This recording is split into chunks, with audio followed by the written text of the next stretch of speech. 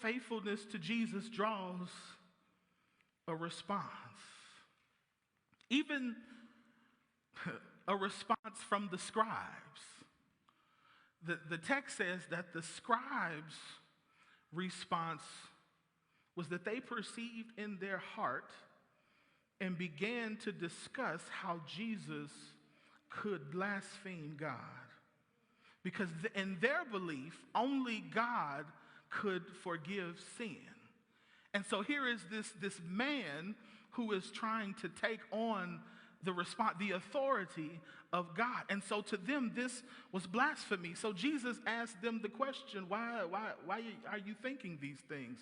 What's easier to say to the paralyzed man, your sins are forgiven, or to say, take up your mat and walk?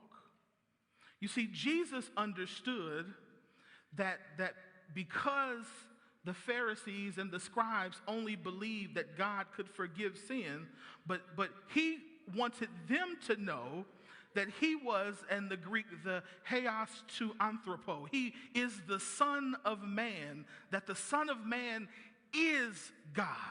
Jesus tells the man to get up and walk. And so what Jesus is doing is he is connecting the prophecy of Daniel in Daniel 7, where it says that the Son of Man would come and that this Son of Man would judge the 4 kings who have come to try to oppress Israel.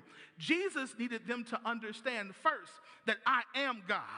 And secondly, because I am God, I am here to change the paradigm. I am here to show you that I have authority and that through me, you can have a relationship with Jesus Christ. That through me, your sins could be forgiven. Through me, a relationship with God is possible, and that you no longer had to worry about being obedient to laws, but you just have to have faith.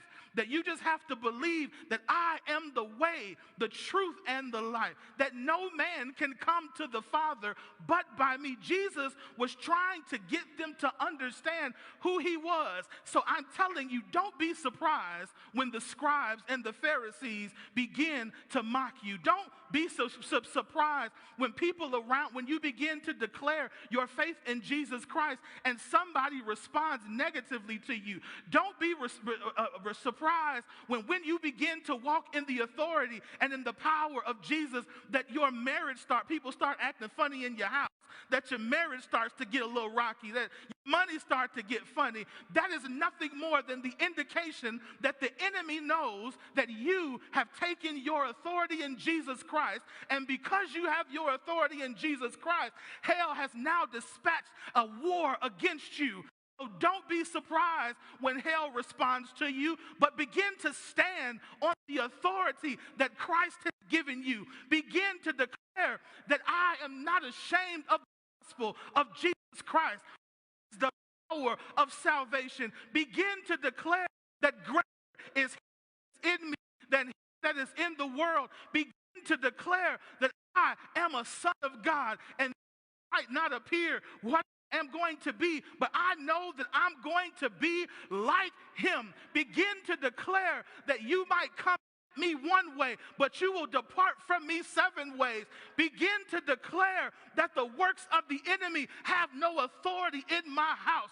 Satan, you have no authority in my family. You have no authority in my business. And begin to say, I am a child of God, and as a child of God, I am a joint heir with Jesus Christ. And as a joint heir with Jesus Christ, behold, I can tread upon serpents and scorpions and over all the powers of the enemy. Begin to understand that the response of the enemy is not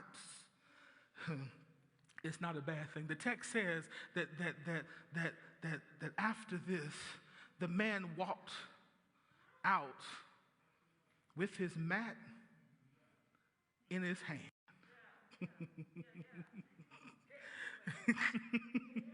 he walked out carrying what carried him. Y'all missed that. Here is, I'm gonna let y'all take that one. Here is the last thing.